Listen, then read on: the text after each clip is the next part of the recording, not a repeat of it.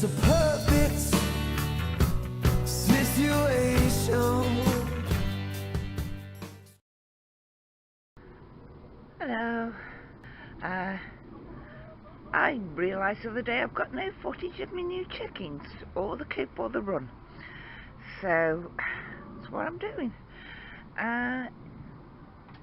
These chickens, I've got 2 Warrens and 2 Speckles.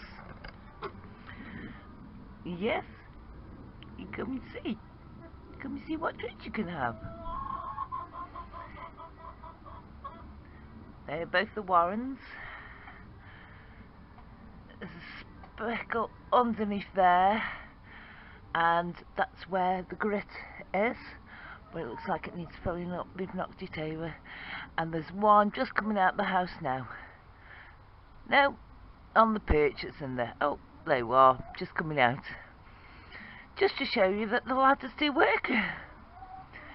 And I got these by September 2015.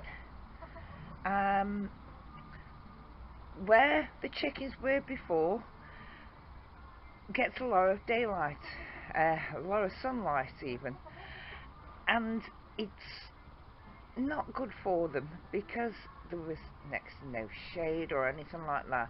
So I decided I would move the chickens and have a new flock.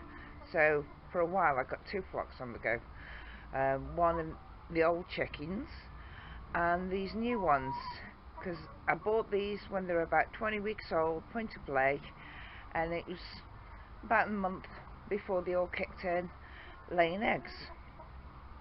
But I was given this old Baby Touch, and I thought, yeah. Sorry about that, camera difficulties. Me camera battery went down, so I'm finishing this off with the iPod, not the iPod, iPad, that's it. I'm not technically minded. As I was saying, the hutch I was given, and I thought it's meant to be outdoors, and it's big enough to put a rail roost bar in there and get 4 chickens in.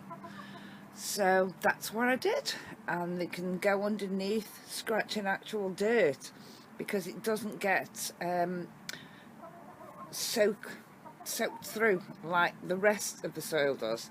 But I do put sawdust and hay and that down to help it dry the water out.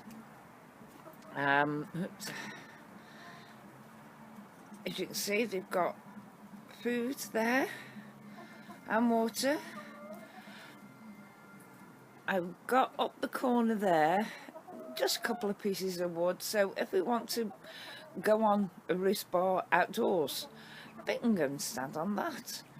I've also put a dead old branch in there that they can perch on again, gives them some sort of difference, because they have to balance on it and walk along, and they quite enjoy it at times. As I was saying, I've got to fill the grit up because chickens do need that for the eggs. I also put on a nest box which I can access without going in to the chickens at all. So 1, it doesn't disturb them, and 2, I don't get all muddy when it's been raining. I haven't yet put a clasp on it or anything, so I'll just put a brick on it, and that stops 1, them knocking the lid open, and 2, any animals trying to get in it. But it was remarkably easy to build the box and put it on the side. And a little look inside. There you are.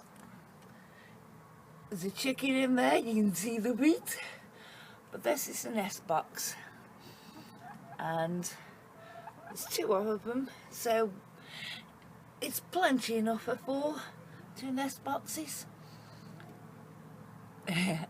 She's enjoying it. Needs a bit of a clean out, but it's one of those jobs that needs doing all the time.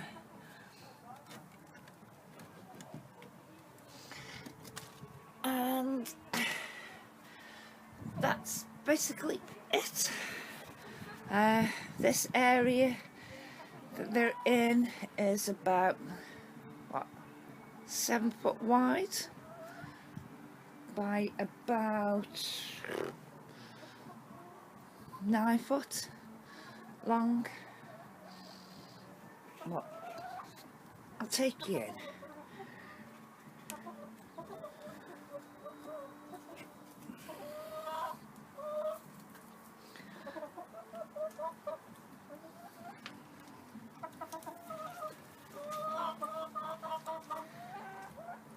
We've got plenty of room for running around.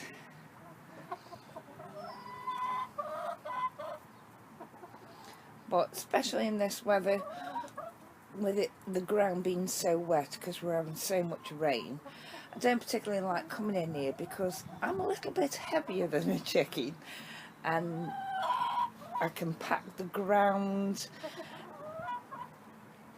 and it seems to, I also can pack the hay and the sawdust down more. My wellies. Yeah, they're wondering what treats they're going to have. Because as I did with the other chickens, I do give them treats. Don't do it all the time, but fruits and veg that we don't eat in the house, you know, the past is the best, or I'm not going to use it.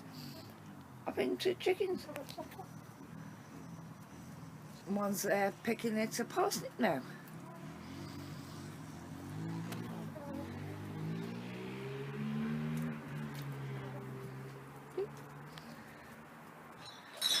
That reminds me, I'll get some and fill it up, some grit. Bye.